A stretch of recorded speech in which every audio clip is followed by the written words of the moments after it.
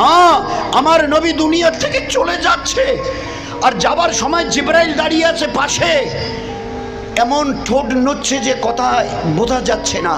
মায়েশা রাদিয়াল্লাহু আনহা, ওনার বিবি, ওনার কোলে তার মাথা, ঠোঁটটা নড়ছে। আমি বুঝতে পারছি, মায়েশা বলছে বুঝতে পারছি উনি যেন কিছু ওই অবস্থায় কিছু বলার চেষ্টা করছেন। আমি আমার কানটা নবীজির মুখের কাছে, মুখ মোবারকের কাছে নিয়ে গেলাম কানটা। ওই অবস্থায় যেতে যেতে তখন রুহের উপরে প্রায় হাত পৌঁছে গেছে আজরাইলের। ওই অবস্থায় যেতে যেতে বলছে, এ আমার উম্মত, সালাত সালাত সালাত।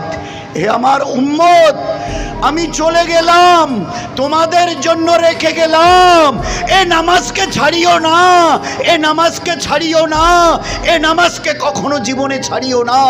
শেষ কথা এই কথা বলে দুনিয়ার থেকে আমার নবী বিদায় নিয়েছে। সেই নামাজের আজ কি পরিণতি! শতকরা 20-25 জন নামাজে আসে তো, বলেন না? এই সেই তুর পাহাড়, এই পাহাড়ে দাঁড়িয়ে মুসা আলাইহিস সালাম আল্লাহর সাথে কথা বলতেন।